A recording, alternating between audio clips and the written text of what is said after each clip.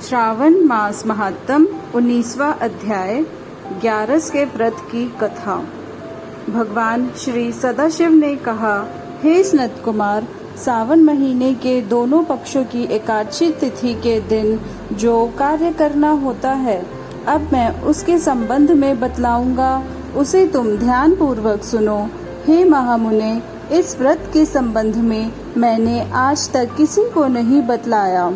यह व्रत गुप्त, योग्य, उत्तम, बड़ा पुण्य देने वाला तथा पाप ताप को नष्ट करने वाला है। मनुष्यों को उनके मनवांछित फल को देने वाला है। श्रावण मास में किए गए पापों का नाश करने वाला है तथा सब व्रतों में उत्तम है। यह पवित्र एकादशी का व्रत है। हे वत्स, इसके संबंध में मैं तुम्हें सब कुछ बतलाऊंगा, तुम ध्यान पूर्वक इसे सुनो। दशमी के दिन प्रातः काल स्नान करके पवित्र होकर गुरुदेवों की आज्ञा से वेद वेता, पुराण ज्ञाता, जितेंद्रिय, दिवजों का पूजन करना चाहिए।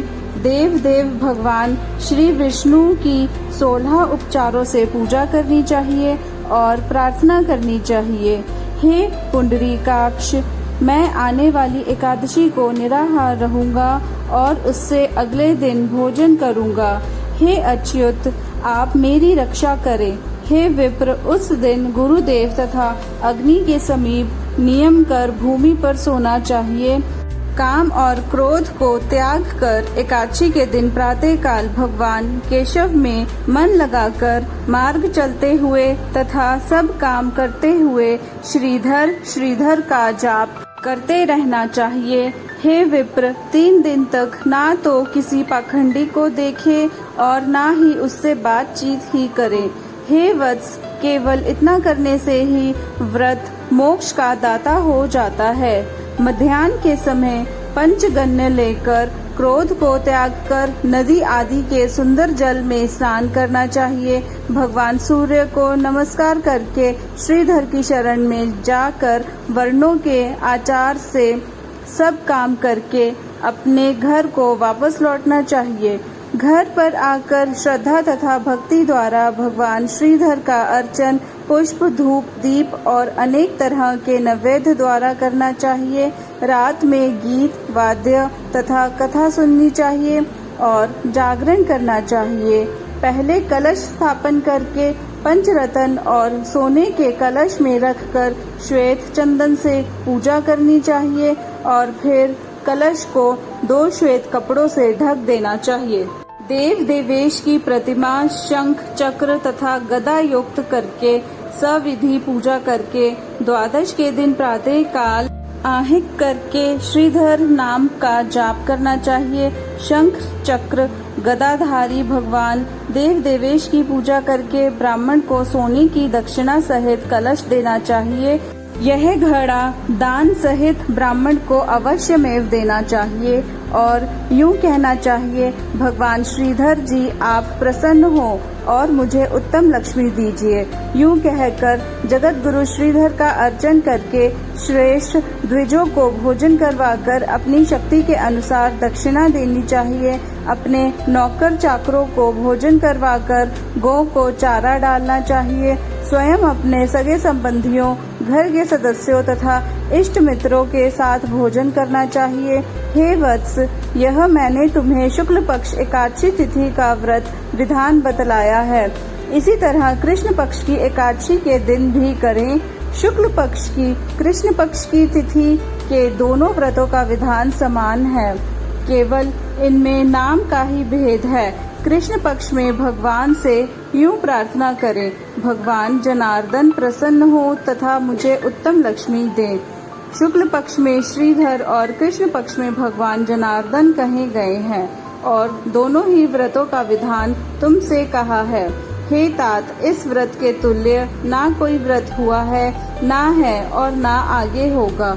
मनुष्य को इसे गुप्त रखना चाहिए और किसी दुष्ट प्रकृति वाले से ना कहना चाहिए। भगवान सदाशिव ने श्री सनत कुमार से कहा, द्वादशी के दिन भगवान विष्णु के निमित्त पवित्रारोपण के संबंध में तुम्हें बतलाऊंगा। देवी पवित्रारोपण में मैं तुमको विधान के संबंध में बतला चुका हूँ और अब श्री विष्णु पवित्र रोपण में विशेष विधि बतलाऊंगा, तुम उसे ध्यान पूर्वक सुनो। हे तात, इसका अधिकारी कौन है वह भी सुनो। ब्राह्मण, क्षत्रिय, वैश्य, स्त्री, शूद्र और सर्वधर्म स्थित सबको भक्ति द्वारा पवित्र रोपण करना चाहिए। स्त्रियों तथा शूद्रों को केवल नाम मंत्र द्वारा श्री हरि का पूजन करना चाहिए। सतयुग में मणि का, त्रेता में सोने का, द्वापर में रेशमी तथा कलयुग में रुई का निर्माण करना चाहिए। सन्यासी को मानसिक पवित्रारोपण करना चाहिए। पवित्रों को शुभ बांस के पात्र में रखकर पवित्र कपड़े से ढककर भगवान श्रीधर के सन्मुख रखकर कहे, हे प्रभु, आपने त्रियालोक पार्थ ढका है। हे देव, आपके प्रीत्यर्थ उस पवित्र को ढकने की विधि कहता हूँ। हे देव, मेरे काम में विघ्न ना हो। हे नाथ, आप मुझ पर दया करें। हे देव, आप सब तरह से मेरी गति हैं। हे जगतपते, आपको मैं इस पवित्र द्वारा प्रसन्न करता हूँ। हे देवेश, आज से लेकर वर्ष भर तक व्रतनाशक काम क्रोध आदि ना हो। हे देवेश, आप तब तक मेरी सुरक्षा करें। मैं आपका भक्त हूँ, आपको नमस्कार है। इस तरह भगवान श्रीधर से प्रार्थना करनी चाहिए। कलश पर रखे बांस के पात्र में रखकर नम्रता से पवित्र प्रार्थना करनी चाहिए। हे पवित्र, 1 वर्ष तक किए अर्जन से पवित्रार्थ आज विष्णु लोक से यहाँ आए, अतः आपको नमस्कार है। हे देव, विष्णु तेज से उत्पन्न रमणीय तथा सब पाप नाशक, सब इच्छाओं के प्रदाता, आपके शरीर में पवित्र को धारण करता हूँ। हे देवेश, हे पुराण पुरुषोत्तम, आप मेरे द्वारा निमंत्रित हैं, अतः आपका पूजन करूँगा। आप मेरे सामीप्य हो, आपको नमस्कार है। हे देव, कल प्रातःकाल आपके निमित्त इस पवित्र को अर्पण करूँगा। फिर पुष्पांजलि देनी चाहिए और रात में जागरण करना चाहिए। एकादशी के दिन अधिवासन करके द्वादशी के दिन प्रातःकाल पूजन करना चाहिए। गंध, दूर्बा, चावल तथा हाथ में पवित्र को ग्रहण करके कहना चाहिए, हे देव, आपको नमस्कार है। इस पवित्र को आप स्वीकार करें। पवित्रार्थ के निमित्त 1 वर्ष तक पुत्र के फलप्रद पवित्र को निवेदन करना चाहिए। आप मुझे पवित्र करें। हे देव, मैंने आज तक जो पाप किए हैं, आपके सुप्रसाद द्वारा मैं उन पापों से मुक्त हूँ। मूल मंत्र द्वारा पवित्र का संपुटित कर देना चाहिए। यहाँ नैवेद्य देना चाहिए, निराजन तथा प्रार्थना करनी चाहिए। मूल मंत्र से अग्नि में घृत तथा पायस द्वारा हवन करना चाहिए। इसी मंत्र द्वारा पवित्र का विसर्जन करके कहना चाहिए, हे पवित्र, 1 वर्ष मेरे पूजन को सविधि परिपूर्ण करें। हे पवित्र, विसर्जित हो विष्णु लोक को जाओ, यूं कहकर ब्राह्मण को दे देना चाहिए या जल में डाल देना चाहिए। हे वत्स, मैंने तुमको भगवान विष्णु की पवित्रारोपण की विधि कही है।